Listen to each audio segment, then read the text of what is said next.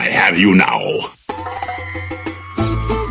They want to mess with my droid. They're going to pay for it. This is the way.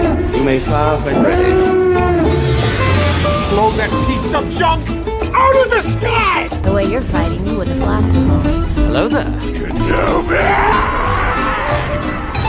The ability to speak does not make you intelligent. Even in a galaxy far, far away, there has to be a way to pass the time. Looks like that's not so different from our world because they also play board games in Star Wars. In the films, George Lucas includes Dejarik and HoloChess in the very first Star Wars movie, meaning that it is a committed part of the mythology. But today we're not talking about Sabacc and Dejarik. Today we're talking about Star Wars through the lens of the real-world medium of board gaming. One of the oldest mediums that you can access Star Wars with is board games. Colin and I are known tabletop and board game fanatics. Between the two of us, we are well into the dozens of Star Wars board games. Star Wars has had an extremely rich history with board gaming in our world and in our lives personally. That's why we felt that it was high time we talked about it. It's been 20 episodes, and we barely mentioned our affinity for tabletop gaming. And so, to play a board game, you've got to have a second player, and I want to introduce my player to three-time Dagobah Dejarik champion, Colin Archer. Yes, I'm proud to be here.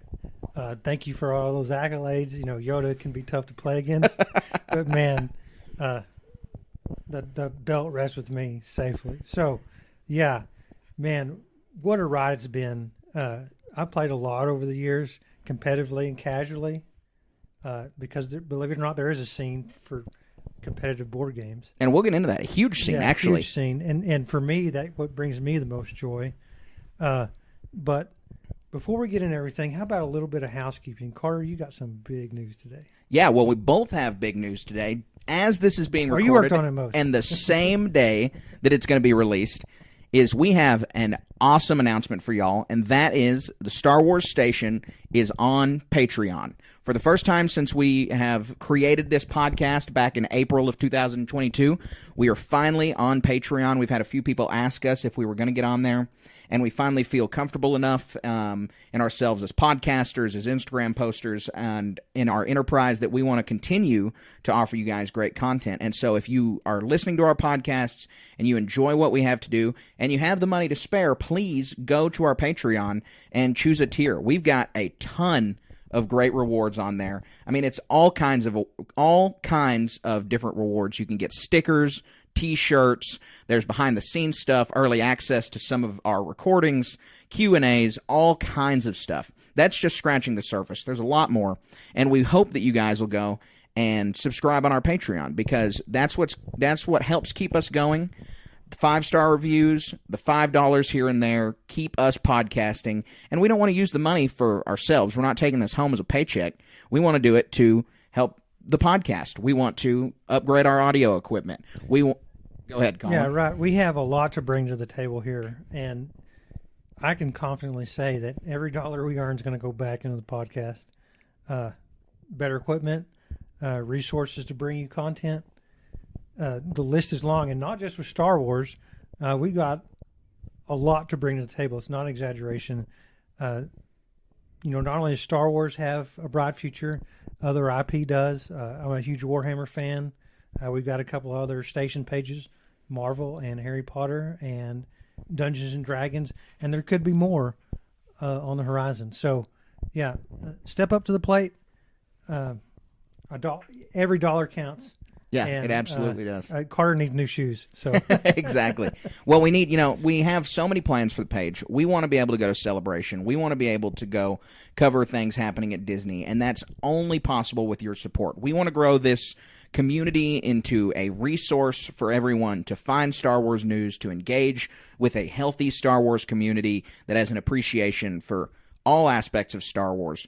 And so as we build this community out, we want you to be a part of it. And the best way to be a part of it is to join our Patreon. So we appreciate you guys hearing our little plug. And I think it's time that we get right into the main body of the show. Let's talk Star Wars board games. My first question to get us rolling today, Colin, is what was the first Star Wars board game that you ever played? I struggled a lot to remember. I played a lot of games over the years, and man, there's just too many. One of the first ones I played with my daughter that we had the most fun with, and it's been a long time since I played it. I need to dig it out. I think they destroyed it and lost all the pieces. I have to go find it back. Is Loop and Chewy. Loop and Chewy. Loop and Chewy. I don't know that You don't one. know this I don't know game? Loop and Chewy at all. So it's a 3-player game, and Chewie is flying the Millennium Falcon. A motor turns an arm, and you have a mallet, basically, and you hit him, and he loops around, and you have coins that you have to defend against Chewie from knocking into a goal. And if you get all your coins knocked down, you lose. So 3 players play. Okay. And you can tap it just right so it knocks your coin back down. And me and my daughter spent hours playing that game. Yeah, good. And that sounds fun. I'm of a hard time remembering. I'm sure I played other games back when in the early 2000s and stuff like this. But I tell you what, this is the first one that brought me as much joy with my daughter as playing Loop and Chewy. Hey, go look it up. There's YouTube videos for the original ads when it came out. It's hilarious. It's fun to play. Yeah. No, I'll it's not definitely going to be have to check cheap it out. anymore, I don't think. But go look that one up. It's awesome. It's fun to play. You can bet on it. Yeah. Yeah, you can turn play it into two a sabacc players. game. Yeah. So what was your first game? My first game, if you could call it a game, is I vividly remember receiving an R2-D2 C-3PO, the scene in A New Hope where they are standing against the background of the Masasi Temple at the awards ceremony, and it just cuts to them. Well, it's a puzzle from 1977 that I was gifted as a little kid born in the late 90s. And so it was a very old puzzle, and I put this thing together like 100 times. And if we don't want to count the puzzle as a board game, then I know that I played a Star Wars version of Uno that I got around the time Revenge of the Sith came out. And so I've been Star Wars board gaming since I was young.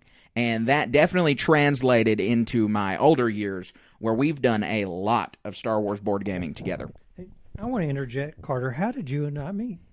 Yeah, we met over a Star Wars board game. You're right. You're right. We'll get into that. Yeah, but I want we to absolutely will. tune in for this story. It's a good one. It is. It absolutely is. But every story has a beginning, and so we've got to take ourselves all the way back to 1977 for the first Star Wars board games. Everybody knows the story of George Lucas telling 20th Century Fox, give me a small paycheck and 100% of the merchandising rights. And they thinking that they pulled the wool over this guy's eyes. What's this young filmmaker talking about? This is great. We're going to get all the money off this movie. It's not going to sell anything. And then Star Wars exploded in the toy market.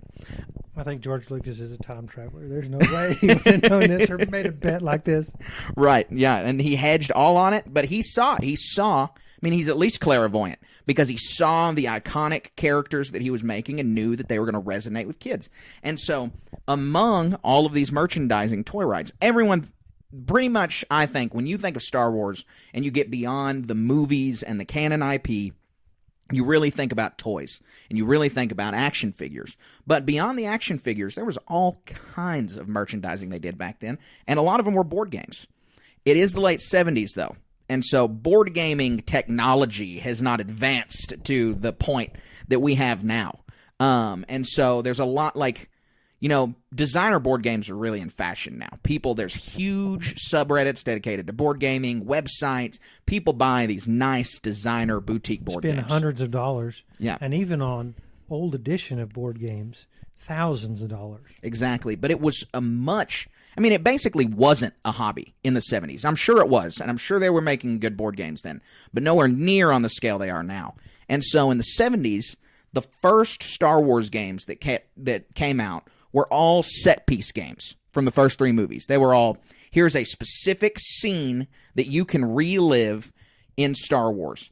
And those were all roll and move games. They were all, here we go, roll the dice, and then just, kind of travel. They were Candyland. I mean, they're just random number generators, and you're sitting there having fun. The real the real information out of the game is the way that the set pieces looked for these roll and shoot games, because they're all exactly like you'd imagine old board games, laid out on the foldable cardboard with little paper tokens, little cardboard tokens everywhere. No minis, nothing like that, no hard plastic. And all of these games, they charmed people. I mean, they were still Star Wars. And as a kid, you're getting to, it's cold outside, it's rainy, you got school canceled. What are you going to do? You're going to play. You can't play on the playground at recess. Exactly. You're going to play for the 1,000th time Hoth Ice Planet Adventure. And all it is the Battle of Hoth. And so they have all kinds of these games. They've got Destroy the Death Star, Escape the Death Star, Hoth Ice Planet Adventure, Battle at Sarlacc's Pit. Like Sarlacc owns the pit. And so it's and they have tons of others. And this was how Star Wars board gaming got its start. And that's not a super highlight. That's not a great highlight on the start. You'd think Star Wars board gaming wouldn't go anywhere after this. Why would they play the Jark? Why would there be a hollow chest? Yeah, exactly. Why didn't they? That's the kind of marketing and merchandising that Star Wars really revolutionized, is saying there's something in this that we can translate, put it out of. We were just talking with Cassidy the other day. Me and Tristan, who y'all might remember from our special a few weeks ago. We were talking with Cassidy the other day about, in Harry Potter, the jelly beans that they obviously have marketed since the movies came out as real jelly beans that you can eat. They came out back then. Yeah, exactly. And so they have those, but Cassidy has never seen Harry Potter. And so as we're describing this, she says, "Oh, that's Bean Boozled." And we're like, absolutely not. They stole that idea from Harry Potter. Like, this is a Harry Potter thing. Right. But do you think the people who created Harry Potter, do you think Warner Brothers immediately was like, "Oh yeah, we've got to get these jelly beans out"? They did think that, but only because Star Wars knew to do that first. You were getting things from the movies. You were getting blasters that looked like they were in the movies. You were drawing things directly from the movies. So your point about Dejark, I am really surprised that they never even tried to create that on the table, because you can buy Sabacc at Galaxy's Edge now. Which I own. Which you own. And we've played. Several times. And that's one of the many dozens of board games that we have that are Star Wars related. But to think about how that didn't cross their minds in 1977, but it would be a no-brainer for any movie studio today. That's immediately going to be on release shelves, probably before the movie comes out. Right. Because in the trailer, there's going to be a scene of them playing Dejark, and you're like, "Oh, I want to play that so bad," and that just wasn't the case then. Yep.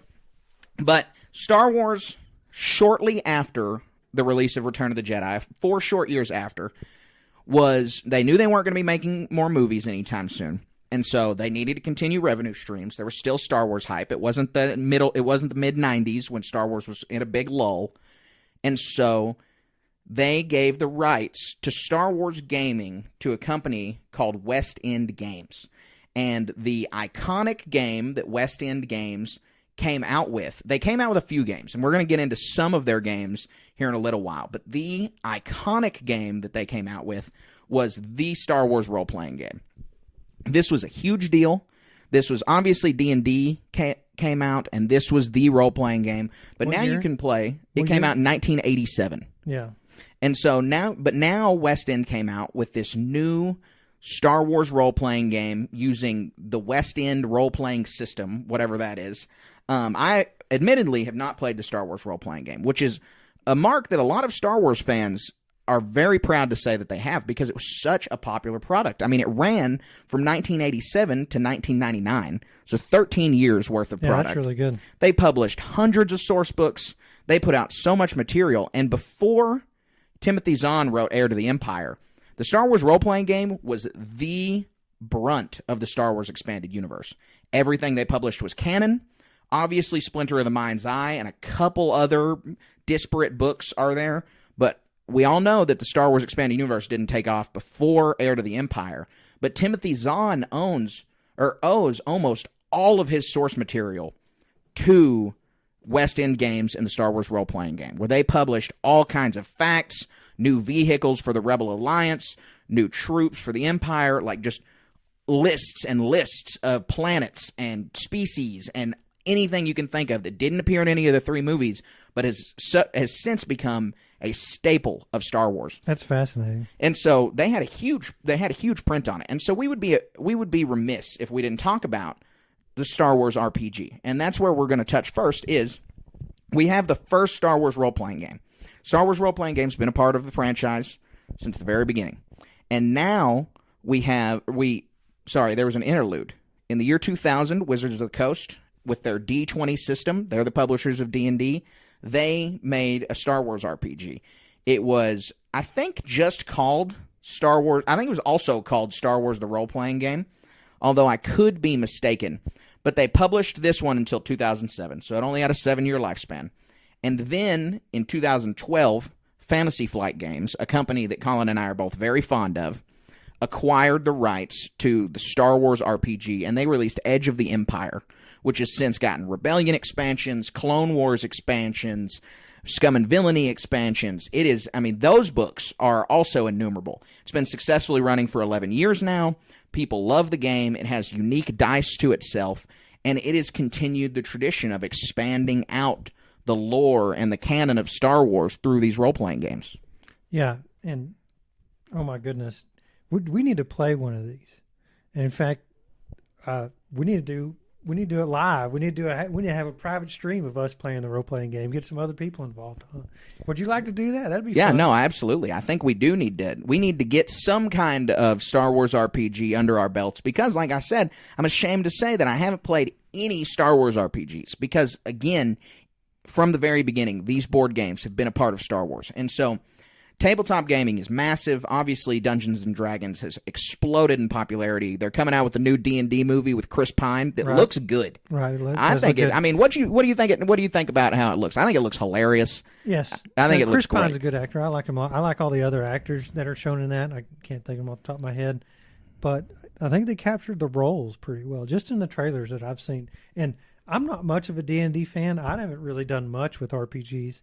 I'm interested. I want to guide my kids through stuff like that. I think they love it a lot because the imagination is off the charts with these things. And getting to be in a Star Wars setting is cool. Get a D&D fantasy setting I really like because you can make it to whatever you want. I like other stuff. I used to own books for a $40K. I never played it. It's really hard to get a group of people together. Yeah, RPG, I feel like, is very difficult. Much more difficult than the other board games we're going to discuss. Because to really get the best out of it, you got to have a consistent group, and we're all busy people. We're all out there trying to make the world turn, too. So, right. But there's something just so appealing about the Star Wars RPG because you can thrust yourself into this dynamic universe that's been created. Obviously, D&D universe is dynamic, and like you said, you can make it anything you want. Star Wars universe is a little more rigid in that there are planets, and you can make it whatever you want still at the edge of the Empire. Oh, this didn't happen, or oh, this didn't happen, and now it's this.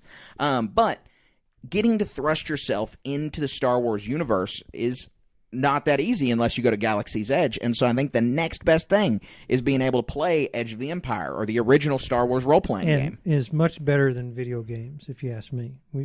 Video games have their place, but we're talking about board games, and we'll get into why I think they're better than video games. Yeah, absolutely. Is Fantasy Flight still published in that? Fantasy Flight still publishes Edge of the Empire. They've shed a lot of their Star Wars licensed products, another thing we'll talk about here in a little while, but they still publish the Edge of the Empire books. Yeah, we need to pick up. Do you own any of those? Yeah, I own at least 10 of the source material for them. And again, I've never played them. We need to get after that for sure. Yeah, we absolutely do.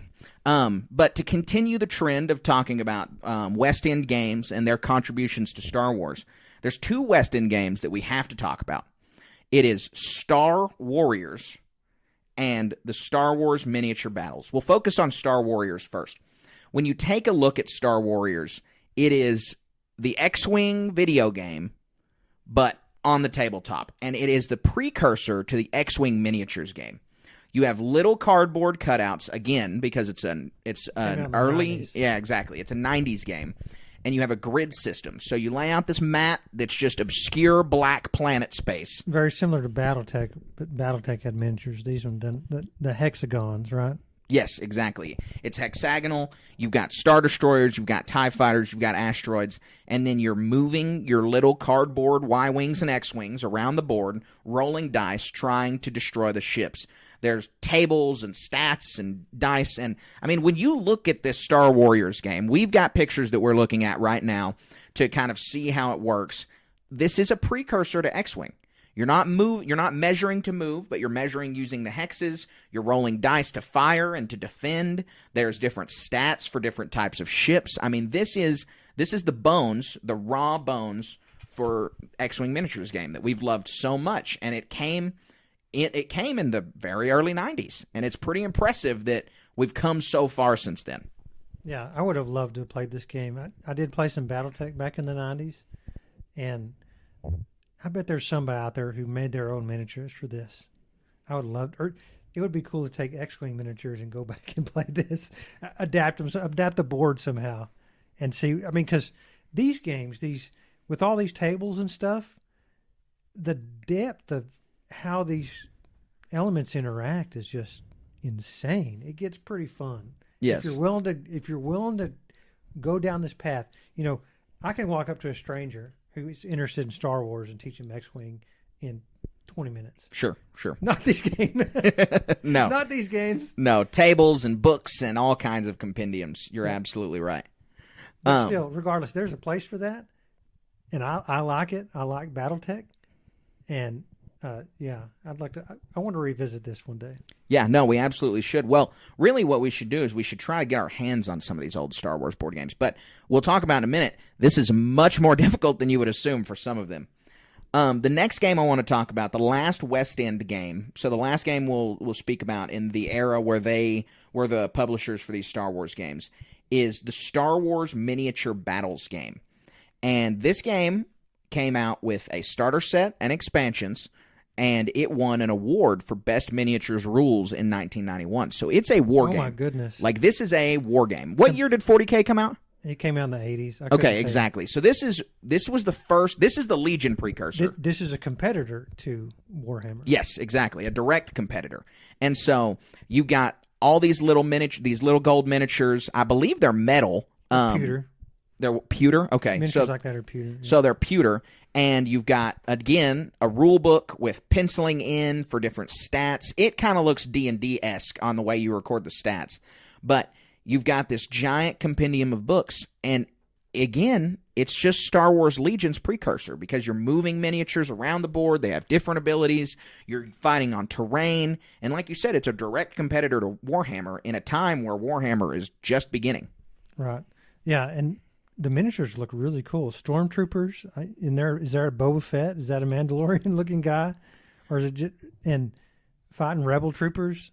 There's Bosk and Dengar for the Empire. So I tell you what, if anybody owns those miniatures, if you own a sealed box set of this, you're sitting on pure gold. Yeah, I'll tell you what, absolutely. I mean, even if it's not sealed and you just have a complete set, I guarantee you can get on eBay right now and you can find some serious cash. If anybody has those, if anybody has some of these miniatures, especially of the bounty hunters, send me a DM. I want to talk to you. Yeah, we have things to discuss. So talking about how valuable these Star Wars games can get is a direction that I want to head in really quickly, because this is kind of a weird case. This is going to be kind of a off the rails case for a minute. And so in the early 2000s, in 1997, no, that's when the special editions came out. Sorry, I must be having a stroke. When the Phantom Menace came out, obviously, 98, 99? 99. Okay. And so obviously when the Phantom Menace came out, they had Star Wars marketing down. They knew exactly what they were doing to get these toys out. They knew that people were going to be interested in them, that people were going to want to engage with Star Wars in every way that they could because it's such a popular and resonating franchise. And so they released a lot of board games surrounding the Phantom Menace. And it's not really like we saw with board game releases around the sequels or even board game releases around Revenge of the Sith. This is 1999. They're making original board games. They are taking these board games and they're doing something completely off the wall and crazy. And this is where we come to Queen's Gambit. Queen's Gambit is an extremely popular game that released in 1999 along the Phantom Menace. And in this game, you play against you play against someone else, but one of you is the Sith and the Separatists and the Trade Federation. The other one of you is the Jedi and the Naboo Royal Guard and Anakin and his Starfighter and the Gungans. There are 3 separate boards for this game. Oh, my goodness. It is huge. You're playing 3 board games at once. You're playing on multiple levels. It's stacked high. It's flat on the table. It came with 150 different miniatures. You've got the duel with Darth Maul and Obi-Wan. You've got Anakin flying in his Naboo Starfighter. You've got the Padme trying to get to the top floor of the palace. And you've got the Battle of Naboo raging between the droids and the Gungans. It is a crazy game. Guys, I urge you to look up pictures of the Queen's Gambit, because that's the only way you're going to get to look at the Queen's Gambit, because if you go on eBay and try to get it, it's $300. Oh my gosh. It's considered for board game collectors to be a grail game. They seek this game out. There's not very many copies out there, and they want to get their hands on it. And so, if you have a copy of this one, go to eBay, because you're going to be able to get your money's worth times 1,000. And this is on eBay. This is for unsealed copies. This is for copies that have been played with in the 90s, that have played with in the early 2000s. People love this game, and it really is interesting. It's this giant...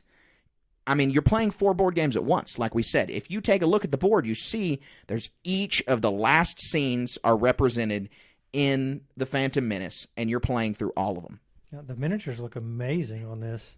Qui-Gon's a green, Anakin is blue, or Obi-Wan's blue, and Maul is red. And I guess, could the bad guys win? Yeah, certainly. I think the bad guys can win. Look at that droid army, man. That's crazy. I know. I really should buy this game to just proxy miniatures for Legion.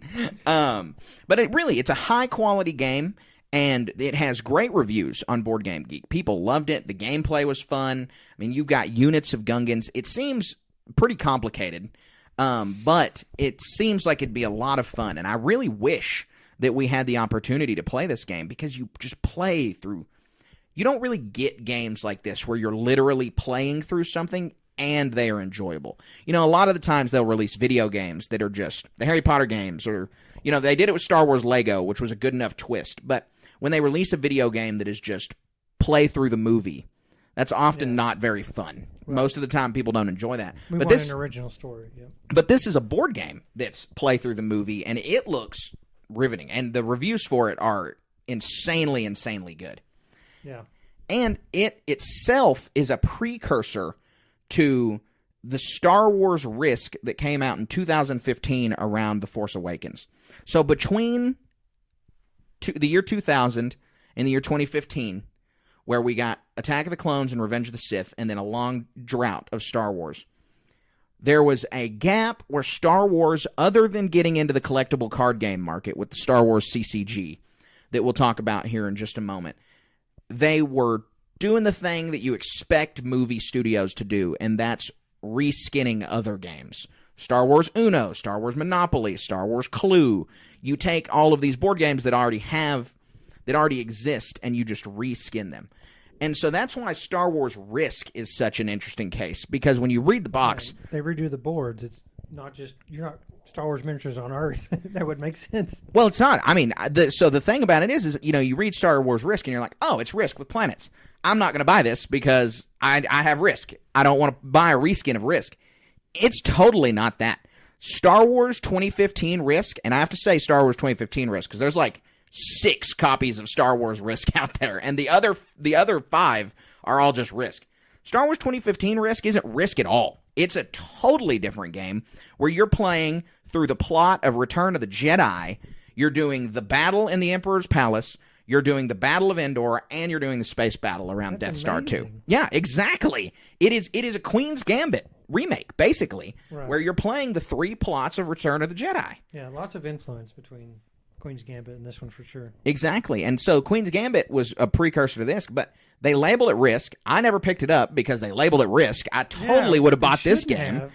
And exactly. It's not, again, you guys, to follow along with this podcast, have your phone or computer handy, because we want you to look these up, because they're all so unique looking. The Risk, the Star Wars 2015 Risk looks good.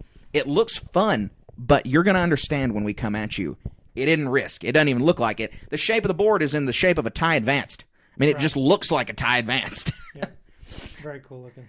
And so it's important to kind of see the evolution of Star Wars video game or Star Wars board games this way, and see the influence of other Star Wars games on the games. It's not just they're getting influences from other board games or other board game manufacturers or anything like this. They're taking influence from themselves, something that Star Wars has always done in the films, in every other kind of way you can think of.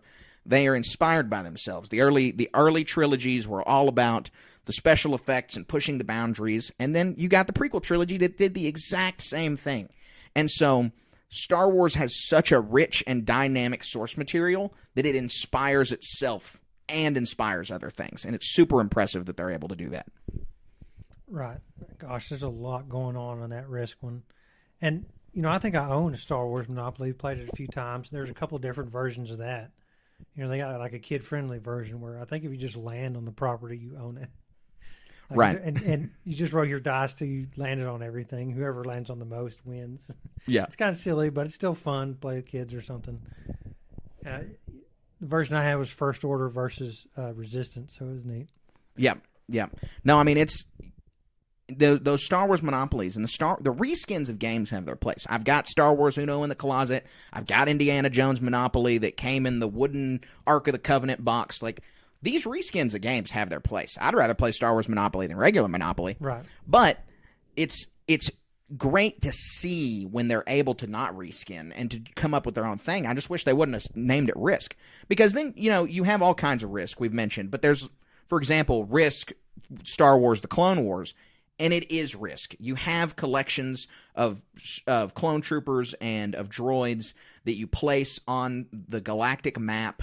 And it is Risk. There's a slight variation in rules, but not really. Then there's Star Wars Original Trilogy Risk, and there's all these different games that are just reskins, but they were negligent in naming the 2015 Risk that. And I think that this example of this very unique, great board game that had, as far as we can tell, only been done by the Queen's Gambit, which was a Star Wars product in 1999. This very interesting gameplay mechanic is named Risk because they think it's going to sell, and I think it could have sold better to more, designer board game fans if they had marketed it differently. And that's kind of emblematic of Disney's early ownership of Star Wars anyway, is that they understood the Star Wars merchandising and the need to have these toys. And The Force Awakens, I mean, the toy aisle was packed, just like Revenge of the Sith. And so they got this, but they didn't understand that Star Wars can stand on its own also, that Star Wars can exist as its own thing, and that they don't have to lean on other things. They don't need inspiration from the MCU. They don't need to call their product Risk because they've already got the Star Wars label slapped on there. Especially today with what Fantasy Flight has done with so many different games. They're next to what we're talking about, right? I'm not jumping ahead, am I? One of my favorite games that Fantasy Flight put out, and me and you have played an immense amount of, is Rebellion. Yes, a wonderful original Star Wars game. We're talking game. about a very large-scale game. One side is the Empire, and this is could be like a New Hope era or somewhere in there. And the other side is Rebels. And both, it's not like you're playing, in so many games, you have different miniatures, but the gameplay mechanics are the same, like Risk. You build troops. My Stormtrooper troops fight your Rebel-looking troops. This is not the case with this game. The Rebels have to sow a rebellion. They have to sneak into worlds and kick out the Empire in a sneaky way. And I'm really not doing it justice. It's been a minute since I played the game, but it's really fun to see how these two sides contrast with each other, because the Empire is just an indiscriminate hammer, and they're really powerful. They could do really cool things, but they can also they move slow, right? They're ineffective. And the Death Star could go destroy whole planets and change the game. That, if they happen to warp into a spot and that's where the Rebel base was and it gets blown up, well, that's that. But there's gameplay. It's such a deep game, and that has no two games that play the same. We've had so much fun playing that, and that's just one game from I mean, Fantasy Flight. like you said, it's an amazing, and it's a pioneer in its field of board gaming. And so this brings us into our discussion of modern Star Wars gaming. So when I say modern Star Wars gaming, I'm talking about, like, I don't know, around when Disney bought it, but it's not about Disney. It's actually right before Disney bought it. 2012 is when Fantasy Flight got the license. They released the RPG, and then they started cranking out the other games. And I was going to say, in the last decade, though, it's not just Fantasy Flight. All board gaming has, because of the internet, because people want to, there are whole factions of people who want to be more social, face-to-face. Board gaming has gone off the charts in popularity. Right? Yeah, it's huge. And that has been to the benefit of Star Wars gaming. And also, but that phenomenon has helped Star Wars gaming. It's not like Star Wars gaming drove that phenomenon. Right. The phenomenon of growing board gaming has just allowed us to access Star Wars in a way that we were always accessing before. Like we've talked about, Star Wars games were there from the beginning. But it has given us a higher level of playability, quality in Star Wars gaming that we have never seen before. And to build on that, in the past it was these roll dice, and you had these rare gems like Queen's Gambit or 2015 Risk. And nowadays, you've got, I'm going to go find me a 2015 Risk, and we're going to play it. But we can play Rebellion. The complexity of the RPGs. Compare an RPG now from the 80s, I'm sure it's a lot different, right? So many different other games that we're playing. There's playing with Star Wars miniatures. There's 5 or 6 different kinds of that. It's insane exactly. what the level of complexity that's gotten off. It's a rocket ship. They injected pure unrefined coaxium into this. Right. No, you're right. I mean, we're going to talk about modern tabletop gaming in just a moment, and it is literally 5 different games that are all Star Wars miniatures in a different aspect with a different rule set that feel different. And it's really impressive. But to stick on the board game topic for a second, with Fantasy Flight having the license, they've done a lot. Like you said, they've released Rebellion, which was just it was a smash hit among Star Wars fans. It was a smash hit among board game fans. It was in the top 10 of Board Game Geek for at least a year. And so it is a super impressive product. And they didn't stop there. They released Star Wars Outer Rim, which was a game I haven't had the privilege of playing yet, and it's been out for a few years, but I know it was another just knock out of the park hit. And this is one of the reasons that I love Fantasy Flight. I think they're a great company because maybe their schedules are a little slow, or maybe they have some backed up products in China. Even before that was ever an issue, they were having that problem before the rest of the world was. But they have consistently guarded the IP, held the IP, and made sure that it was what it needed to be. They understand Star Wars. They are detailed with their miniatures. They care about the games. Yeah, superior quality all around. Yeah, and so the board game Outer Rim, and then this Christmas, so 2022, they released another Star Wars board game, Star Wars The Clone Wars. This is the first of their products that is explicitly set during the prequel era, and Star Wars The Clone Wars is a Pandemic reskin. But that's because the Pandemic board game has become immensely popular because it plays completely different than the video game that people think of. It is a cooperative game where you're trying to stop the spread, and this is a cooperative game where you're obviously trying to stop the spread of the droid army. And it has seen rousing success. I mean, it's only a couple months old. They've sold thousands of copies, and they already have expansions planned. And it is just, it's a very, very popular game that people have been anticipating for a while, and it's knocked off the charts. And this shows that the time we're recording this podcast is important, because I would venture to say that modern Star Wars gaming has never, ever been in a better spot than it is now. Yeah, you're right. Just the amount of stuff that you can do across multiple different companies in multiple different genres is uncanny. Whatever you want to indulge in, you can. There's too much to do almost. How many games have we said we're going to buy just today? 5 or 6? Right, exactly. I can't believe it. And I want to say real quick that I was incorrect. Fantasy Flight didn't publish Star Wars Clone Wars. That was a Z-Man game, which is another company that I have a huge respect for. I mean, they obviously publish They obviously published Pandemic because, like we said, the Clone Wars is basically a reskin of Pandemic. But they've got a lot of good games. Agricola, Gaia Project, A Feast for Odin. They've got a lot of stuff. And so they are another quality game company. And that's really the gist of this, is that Star Wars gaming is in good hands.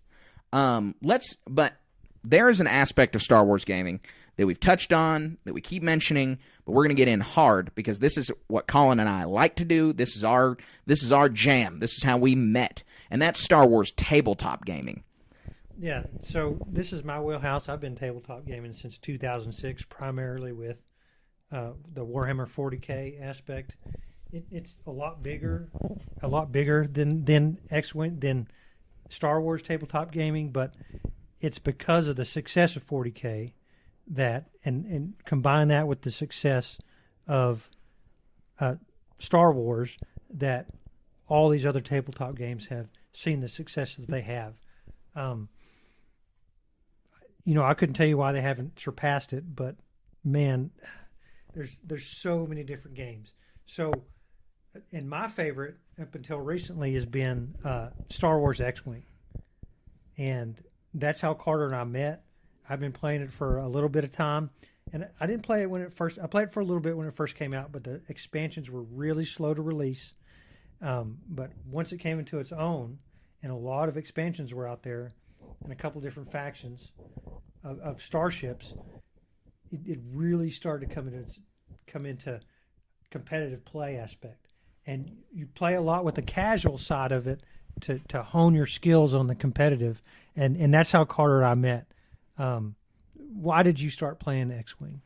Yeah, well, actually, one of our good friends, Brian Catron, who ran a game store in the town near mine, I was playing Magic the Gathering, and I love Star Wars, and he knew that I loved Star Wars, and that I wanted to play X-Wing. I wanted to play it for a while, but I didn't want to justify paying the money. I was in high school, and right. so he was $40 one who was a lot. introduced me to that game as well. Okay, exactly. So $40 was a lot for me in high school. Didn't want to spend $40 on a board game. And so I was playing Magic the Gathering, which I was spending way more than $40 on. And I got some rare land card. It was worth like $70. And I was like, hey, I will trade you this card that I don't care at all about for that Star Wars board game. And obviously, he ran a game store. He knew that this was a perfect trade because he gets a valuable card and a guy who's about to spend a few $100s on some Star Wars miniatures in short order. Right. And so that's how I got into X-Wing. And then, you and I met and we played in all kinds of tournaments. We played competitively. We drove around our region to play. Each other's houses to play. Yeah, exactly. And we fell in love with this game. We spent probably 6-7 years playing Star Wars X-Wing when it's all put together, when you take into account 2.0 and when we started, and just with small breaks in between. We played for a very long time. Right. You actually grew up and went to school, and of course I'm an old man compared to you, and I still played it up until recently. COVID happened, and the owner, the X-Wing name got switched to a different company. I don't know if they've handled it that well. And some people say it could have been going down in popularity beforehand, but when it was another thing, tabletop gaming is a very competitive market. I think at the height of X-Wing's popularity, Warhammer was not as popular, and some of the other gaming stuff out there like War Machine, and the Fantasy Flight owned it, was really hitting its stride, and how they made the game, how fast they're coming out with miniatures, the amount of miniatures. One good thing, so in all of these tabletop games, be it 40K, Star Wars, whatever you want, one of the coolest aspects about it is you get to pick your favorite faction and play them. And there's a breadth of miniatures that you can purchase. So, I like the Empire. When it comes to X-Wing, I can fly Darth Vader's TIE Advanced, and I can fly TIE Interceptors or basic TIE Fighters, and I can build different lists of ships that goes against just mercenaries, just bounty hunters, or I can go against droid ships, or I can go against First Order, or I can go against clone troopers who are flying all kinds of, or Anakin and his Jedi Starfighter. Right. All these, and you can have Anakin face Darth Vader on the table. It doesn't make sense literally, but in a competitive sense, because the rules are different between the two characters, and it's fun. Yep. And that's just X-Wing. In the game that we're going to spend a lot of time talking about, we're going to play later today, is Star Wars Legion. It's an army battle game. Carter's playing just droids. I'm playing the Empire. Darth Vader commanding just stormtroopers. A friend of ours is going to play Darth Maul commanding Mandalorian super commandos. It's going to be intense. And so that it's not only an aspect of just you get to play your favorite faction, but you get to build them as well and contrast your skills and models against your best friend's skills and models. Yep. And with Legion, you have to paint yours. And one attractive thing about X-Wing was they came pre-painted. They came pre-painted, put together. It was nothing like Warhammer, and I loved that about X-Wing. But there was nothing stopping you from priming the model and painting it exactly how you wanted. And there's a whole communities based on just that. Yep. And it's really interesting. It's really fun. There's a lot. I mean, it's not just Star Wars Legion and X-Wing, though. I mean, Fantasy Flight, like we said, there's 5 separate miniature games. Some started by Fantasy Flight, some started by Atomic Mass Games. Atomic Mass Games owns the rights to all of them now, I believe. But we have one is not still active. I don't know if it's still being made or not. Imperial Assault was a skirmish game that came out. It was like a dungeon crawler. You had a grid board when it came out. So it was, and you have my copy at your house. Well, we own both rights. We split the cost of it, if you recall correctly. So it's a RPG type thing with miniatures, like a dungeon crawl, exactly like you said.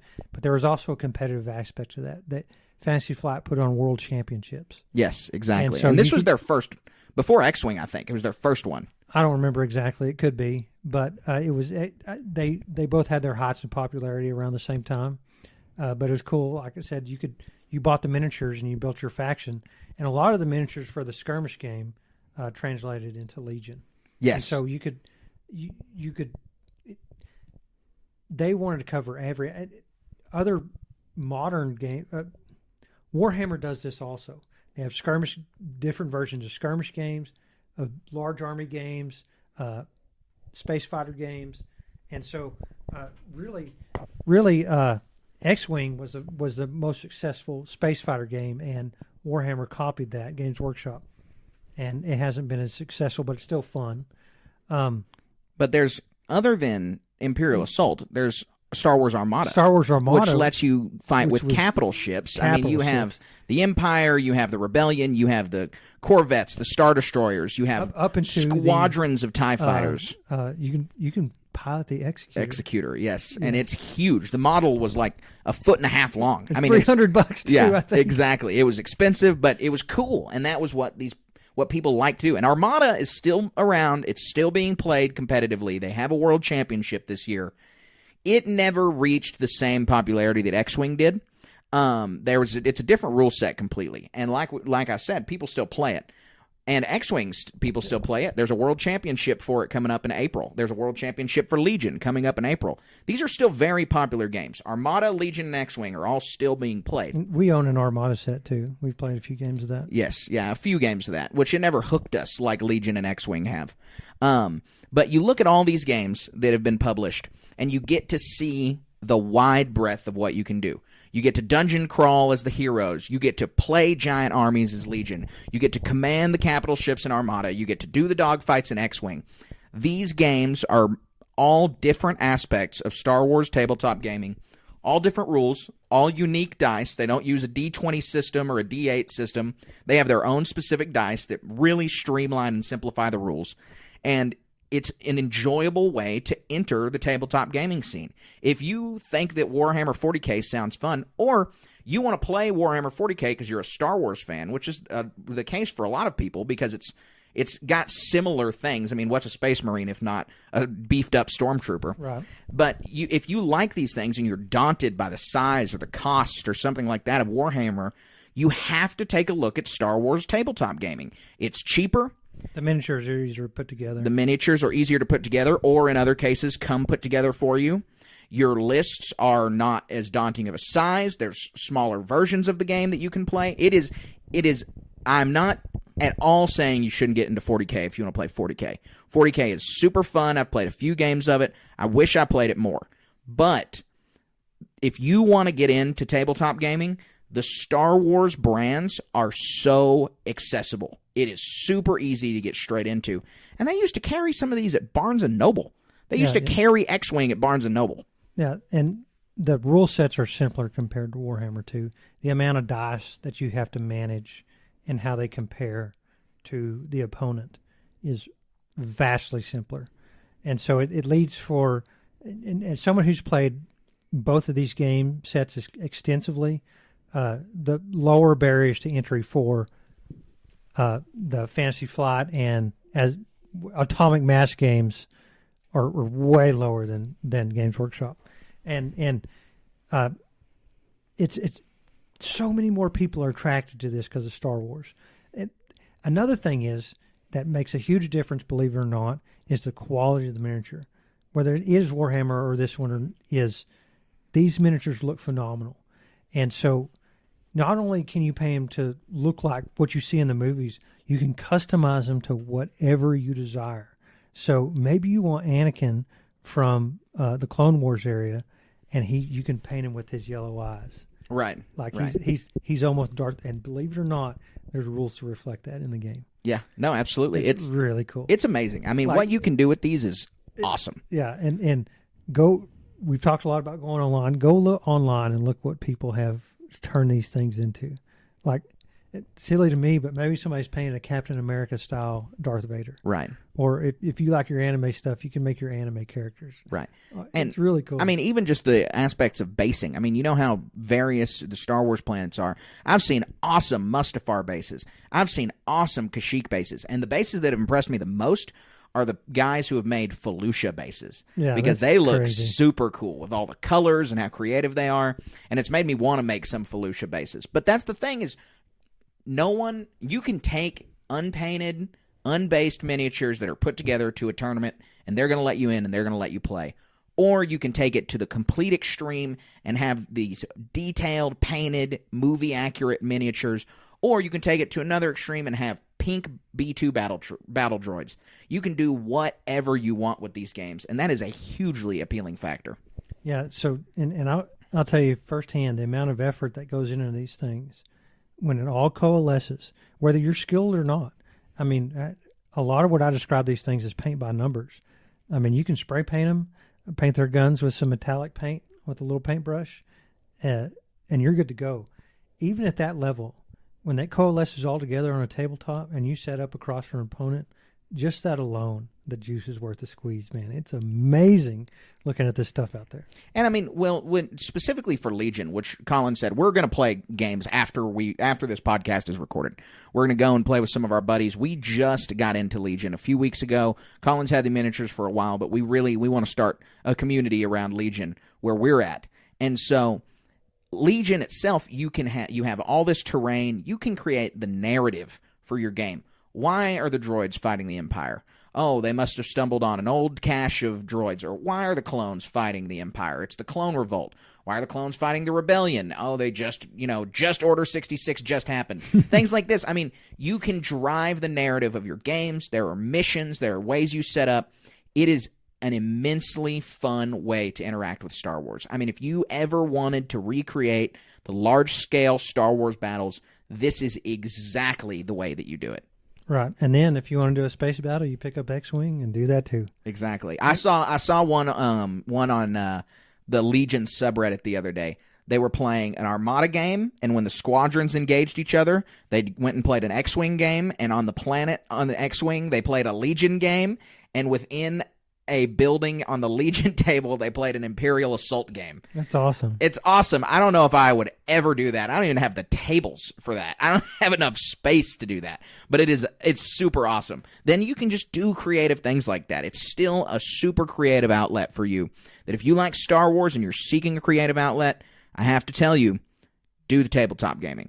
And I would venture to say that Star Wars gaming as a whole, board games, tabletop games, card games, everything combined, has never been in a healthier place. It has never been better than it is right now.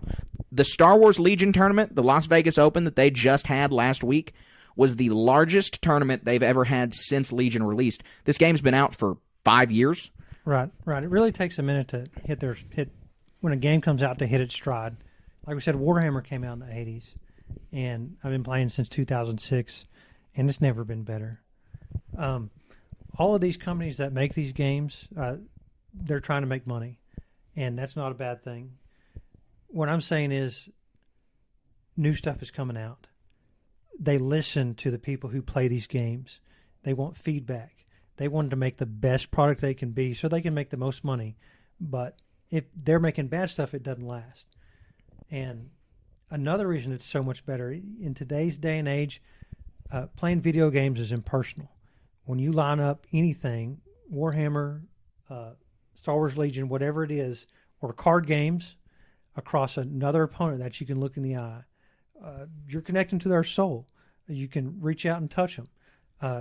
You're helping, you're building a community. It's not just where you live. If you travel somewhere to play a game, you're putting pieces of you, you're leaving yourself behind. You're putting yourself on that table, especially if you painted those miniatures. It's so fun to see a painted army or go against another painted army.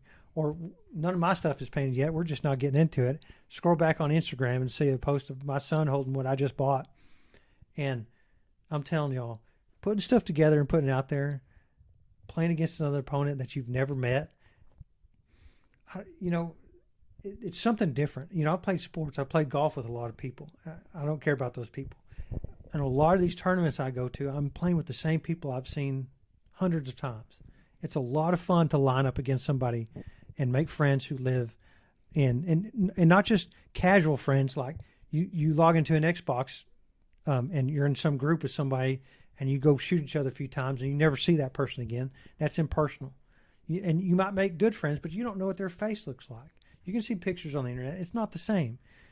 I go to tournaments and I go out drinking with all my friends. Anywhere in the country, and they know who you are. Yeah, I might go to Atlanta here in November, but I go to Dallas, I go to Austin, I go to Colorado. I stay in my region. I want to go to Chicago and play some other games. That's another big mecca for Adepticon. Yep, that's where the World Championship is for Legion, X-Wing, and Armada. Yeah, and then LVO. I happened to be in Vegas when they were setting that up. I didn't go look at it, but I can't stay in Vegas for that long. That place rubs off on you a little bit too much. But LVO is an amazing setup for both Warhammer and Star Wars games, and being able to connect with these people. The people who invest their time and effort are salt of the earth, just all around good people. And it's so fun to go out and connect with these people. Yeah, no, it absolutely is. You make lifetime friends, you build a community around a shared interest, and it's competitive, and you are having a great time playing this stuff. We could sit here and record 6 more hours about our love for tabletop gaming. All I'll say is I hope that you guys will get into it because it's literally never been better.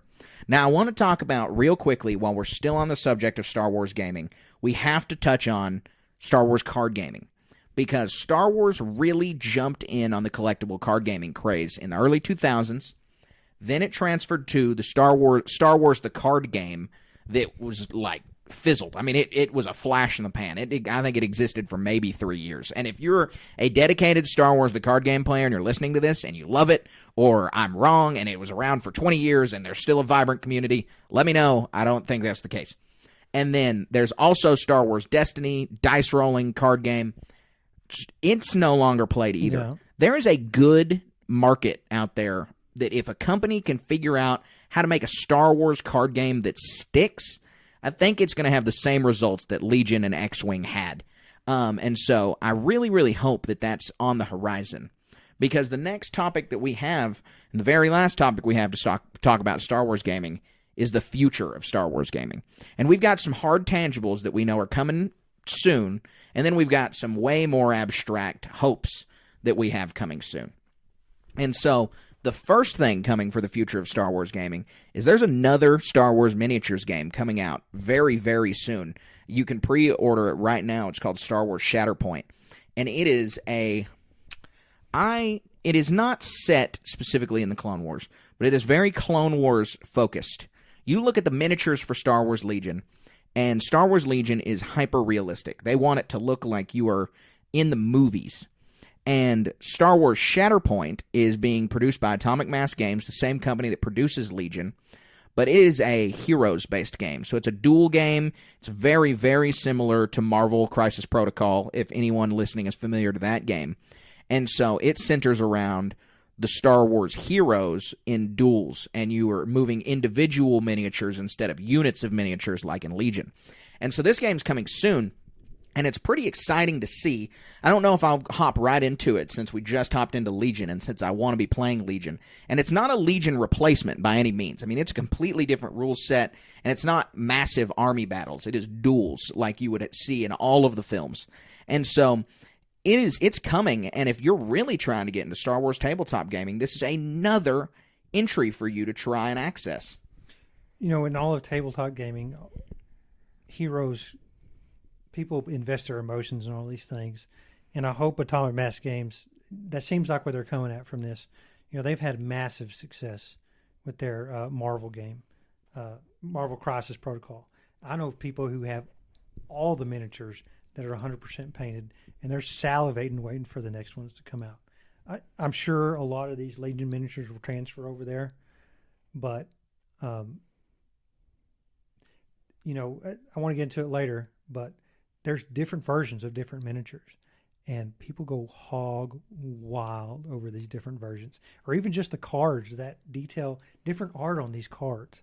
And man, this is another version to get people to chase that dragon. You know? Yeah, exactly.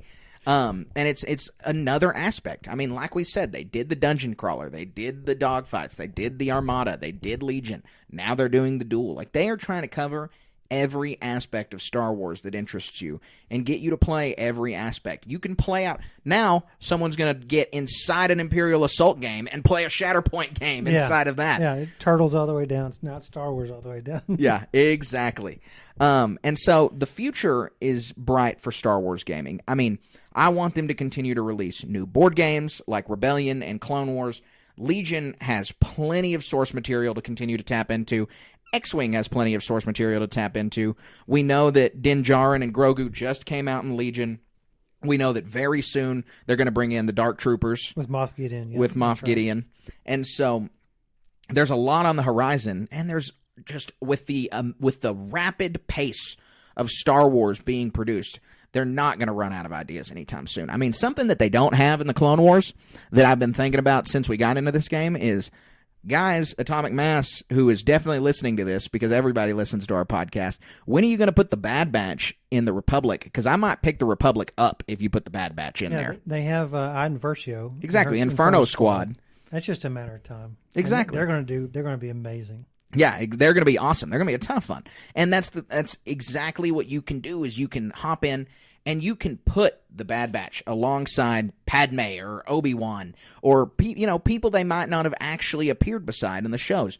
You can run, I run battle droids and Magna Guards and droidicas and T-Series tactical droids that only showed up in the Clone Wars show, and they are tapping into all Star Wars source material. Clan Ren is playable in Legion, and you have expanded universe material in X-Wing. I mean, you can still fly the E-Wing and the K-Wing. Those don't even exist in canon. Right. Yeah. It's so exciting to talk about. I just get tongue-tied. I'm sorry. The possibilities are limitless. You can paint them any way you want. You can control them any way you want. You can make them. You can say things are different or this or that, and to have that kind of unlimited potentials.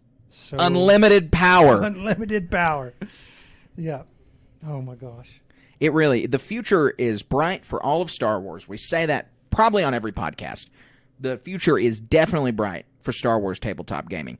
We've seen with Hasbro recently in the last couple weeks, all my friends who are toy collectors, all the guys that I listen to that are toy collectors, all the Instagram posts from toy collectors, I know it's been bleak with Hasbro. I know there's been issues. I know that the quality's not there. They're not producing the action figures that you would like. But they're doing that in the tabletop gaming scene.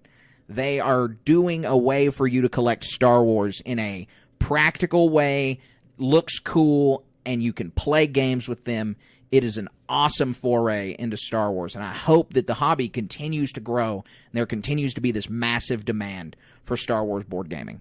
Right. Yeah, me too. And you don't have to play it. You can collect them, buy them, paint them up, let them sit on your shelf. They look amazing. They're great display pieces. I mean, we're in my little Star Wars room recording this right now, and I've got on my bookshelf my Droidekas and my B2 guys just sitting up there for no other reason but to display. I mean, they look good. They look are good. They are painted. They're ready to go. They are no less of a Star Wars piece than anything else you own, and they're a worthwhile thing to have. And one of the things I think we failed to mention about all the tabletop games is they're ready to play out of the box. They all have a core set that you're not playing the full competitive rules. Multiple core sets. But every core set for every game, Legion's got 2 of them, X-Wing's got 2 of them, Armada's got 1 of them. All of these games have dedicated core sets that are ready to play out of the box, and they're a cheap way to test out if you want to play the game. Yeah, and then there's somebody who will buy what you don't want usually out of it too if you decide it's not for you. But you're not going to want to get rid of it. The miniatures are amazing, painting them is amazing, playing the game's amazing. Yeah. How many times are we going to repeat that? Exactly. We can't say it enough. It's too much fun. It's how we met. Yeah, For it Christ's is. sake. Exactly. This podcast would not exist without the existence of Star Wars tabletop gaming, and that's a fact.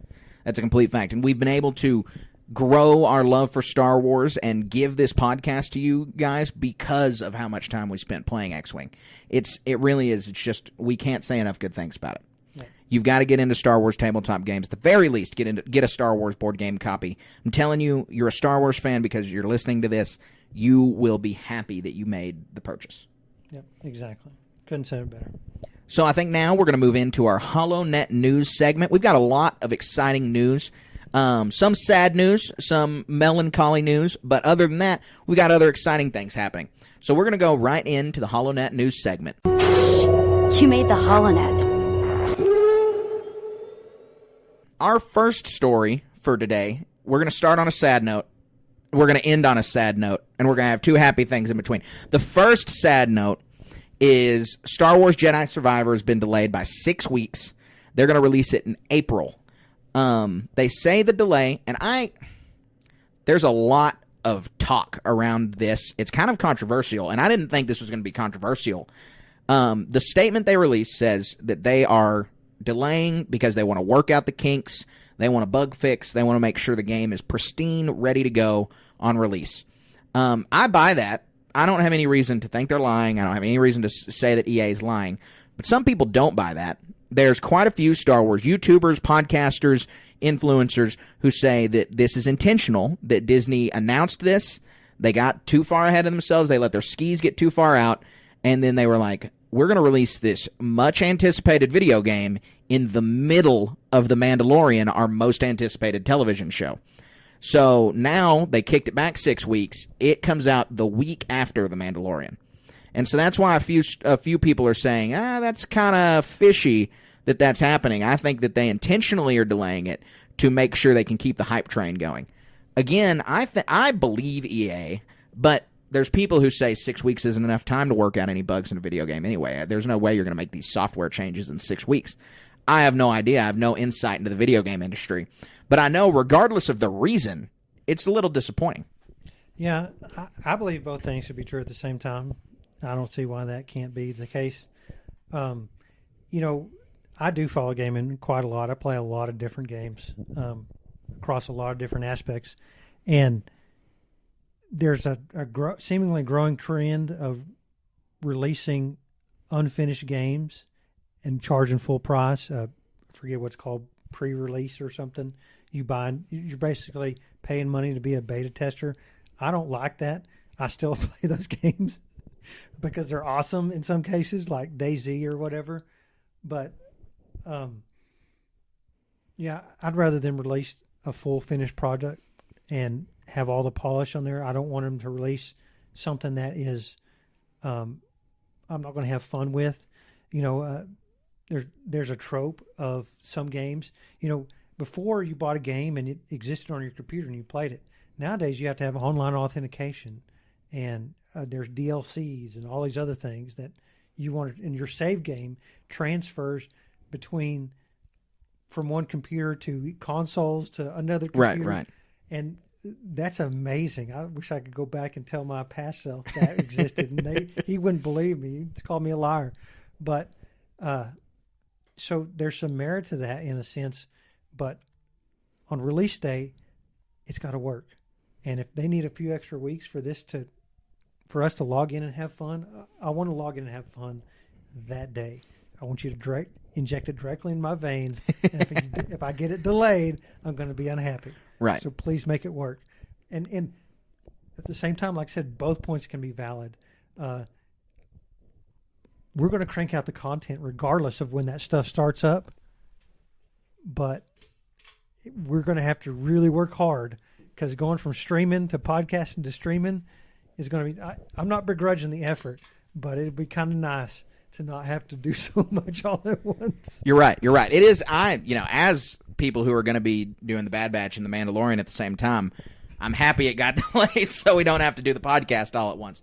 But it's a bummer, but like you said, I'd much rather get a good, completed Jedi Survivor rather than get, a buggy Jedi Survivor that isn't worth playing and that's just going to frustrate me. And so, regardless of the delays, I think it's fine. And you're right, both things can be true. It could just be convenient that they can delay it, but they have some things to work on. And so, the next news story we have is exciting. It is Celebration actor news. They've announced who a lot of their Celebration actors are going to be, and it's a star-studded list. There's some expected names, there's some unexpected names. I'll just rattle off the names real quick. Hayden Christensen, Ashley Eckstein, Giancarlo Esposito, Katie Sackhoff, Mads Mikkelsen, Vivia Lyra Blair, Matt Lanter, James Arnold Taylor, and D. Bradley Baker. I have to forgive one of our previous guests. It is Giancarlo Esposito. It is. I looked it up. I'm so embarrassed. But yeah, so don't take my word for that, pronouncing his name. You take my word on a lot of stuff, but I missed his name. I think it is Giancarlo. Yeah, okay. Yeah. All right, so but they're all going to be there. Yeah, and he loves engaging with fans. He's great at Celebration because he's one of the guys that is just really good at the give and take. Is he in anything bad? He's an amazing actor. He is an amazing actor. I love Giancarlo Esposito. I love Breaking Bad. I love Moff Gideon. I love all kinds of other stuff he's been in. He's very impressive. I agree. I think that, this Celebration list is obviously star-studded and obviously exciting, and I think they're going to be holding back. I mean, Rosario Dawson is definitely going to be there. There's no way she's not going to be there. I don't see your name on this list. Was our invitation lost in the mail? Yeah, exactly. They forgot to invite us. No, we won't be making Celebration this year. We wanted to make it, but it's in England, guys, and it's a little hard for us to be able to justify the expense. You just got back from there. So. I just got back from Europe a couple months ago, so it's not time for international travel for us, but we're still going to be covering Celebration the same way we did last year. We'll release a HoloNet news special. We'll make sure that you guys get all the coverage. And Celebration is on our podcast's year anniversary. And so it'll be exciting for us to be able to get all of this brand new Star Wars news the same year or the same time our 1 year anniversary is happening. How kind of them to put it on that date for us. Yeah, I really can't wait to find out more about movies coming out. I'm ready to go back. I know. I think just speculation. I mean, they're totally going to announce new movies. And as much of a canon junkie as I am, the book release schedule is only up until June, I think. And so we have the whole back half of 2023 to see all the book releases that they're going to have there. Those are the two things that I'm anticipating the most, is the movies and the books. Yeah. What's next we got here? The next one is another piece of exciting good news, and that's we have the Star Wars Visions release date, Season 2, Star Wars Visions release date, and we also have the studios that are going to be a part of making these Visions episodes. Oh, we know the studios? Yes. The date is May 4th, which is super exciting. I mean, it's always great to get some good visual content on May 4th. I know where I'll be that day. Where's that? Watching the show, right? Yeah, okay. I thought you meant you had something special going on. Okay. Yeah, we're sitting over here watching the show. Yeah, and we'll have an episode for Visions out for you guys, definitely. We need to talk about, we'll figure out how to best do that, because we need to give each episode its due, so we'll have to figure out if we just want to do one long-form episode on all of the episodes or maybe parse it up. I'm binging the whole thing in one sitting. I'll tell you that right now. Yeah, I'll definitely watch them all at once. I don't know if I'll podcast about them all at once. But the it depends on the quality. If we get some stinkers in there like last time. You're like, hey, Visions came out. Go enjoy it. Right. That won't happen, though. I'm very excited because I loved most of the Visions episodes. There was only 2 that I probably didn't like. But the other exciting piece in this is one of the studios that was announced is Aardman Studios. Are you familiar with Aardman Studios? They are not an anime studio. They are actually a claymation studio. No way. And they are the producers of Wallace and Gromit. That's so exciting. So is it going to be serious or comedy? It's called I Am Your Mother is the name of the episode that they're producing. So Smee's going to get some screen time. Yeah, probably so. That's probably so. Great. Yeah, it is going to be great. We really don't know. We've had a lot of that with what's the Adult Swim thing that was all claymation? Oh, Robot Chicken. Yeah, which their Star Wars specials are the best Star Wars parody you can watch. Yeah, so that's some big coatails to follow there. It is. Big footsteps to step in there. Oh, so we'll see. Yeah, exactly. It is exciting. We need more claymation. I'm not going to knock it. Yeah, I mean, stop motion photography and stop motion animation is super, super interesting. I mean, the claymation stuff is awesome. And so, like you said, I'm very, very excited about this. I think it's going to be a lot of fun, and a lot of people. I have not seen a single Wallace and Gromit thing in my entire life, but I'm told they're wonderful. And I've seen how many people are so hyped that the Wallace and Gromit guys are making a Star Wars. That's amazing. I can't wait. The last bit of news, we're going to end on a low note. We're going to end on a sad note. This news is maybe 2 weeks old now, but we had to bring it to you. We didn't bring it to you last episode, and that's that Lars Mikkelsen has responded to the rumors that he's coming back as Thrawn in the Ahsoka TV series. He played Thrawn in Rebels, and people said he was going to come back in live action. And he said, if he is, he hadn't heard about it. Actors lie all the time about this kind of stuff. They have to. It's in their contract. I'm not saying they're bad people for it, but they've got to lie about this. But the Lars Mikkelsen thing was pretty definitive. It was, I'm not in this, is basically what he was saying. And so it is a little dejecting to hear that we might not have Lars Mikkelsen as Thrawn. I trust Disney casting a lot. They've done a very good job. I can't really think of many misses they've had, especially translating animation to live action, but it's still a bummer. Yeah, that is a bummer. So does that mean we're going to see Thrawn or not? What's your guess? Oh, we're still going to see Thrawn. He's absolutely going to be there. I mean, with the name drop in Season 2 of The Mandalorian, he's got to be in there. But they could stretch it out to Season 3. They could. Have like a very end scene of the season. I think the build-up and the hype has been so hard that if they do that, it's going to cause a lot of problems. Yeah, then jump the shark on that one. Yeah, exactly. And so I think that Thrawn will be in the next season. I think he'll be set up pretty early, and we just have to trust the process to make sure that he's cast right. But it is a bummer to hear about Lars Mikkelsen. But we're always going to end the podcast on a positive note, and there can't not be a positive note when we're talking about our Star Wars moment of the week. And so I am going to go first with my Star Wars moment of the week because I'm super jazzed about this. I love Star Wars canon. I love Star Wars reading. We're sitting in my Star Wars reading room. The book that has been the best of the year so far. It's the only one that's released this year. But the audio dramas that Star Wars has been able to put out in the Disney era have all been top-notch. There's been 3 of them. It's been Dr. Aphra, Dooku Jedi Lost, and Tempest Runner. Tempest Runner set in the High Republic. Yeah, Dooku Jedi Lost is wonderful. But these audio dramas are awesome. You got the Star Wars music. You've got different voice actors. I mean, if you've got a long drive ahead of you, it really immerses you in the universe. And so The Battle of Jeddah by George Mann came out just 2 weeks ago. It was the very first. Came out a month ago. January 4th is when it released. And it is phenomenal. Set during the High Republic era. I won't say too much, but there is a Force-sensitive battle on Jeddah.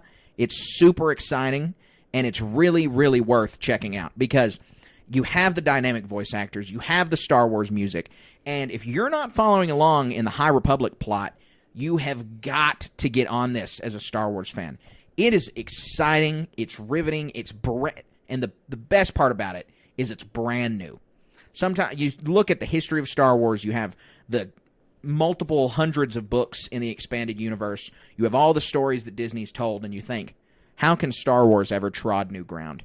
they definitely do it with the High Republic stuff, and it has been awesome so far. So that's my Star Wars moment of the week, is I loved listening to the Battle of Jedha. I recommend that everybody go out and do it. I haven't got it yet, so I'm doing that on my way home for sure. Okay, so my moment of the week has to do with what we're about to do this evening and play Legion. Now, we've talked about it before. I'm not going to get into, you saw on Instagram what all I purchased, but that's the good side of playing these games. The bad side is kind of what I alluded to moments ago, is chasing the dragon. Now, here's what it is, Carter. In the competitive side, what Fantasy Flight did and what Atomic Mass Games does is they have store player packs. The store buys these, and in these player packs are custom art cards for your favorite characters. And so for Star Wars Legion, not only do they have custom cards, but there is one you talk about Holy Grail. There's a Holy Grail miniature that was only released at Star Wars Celebration 2019 that I didn't go to.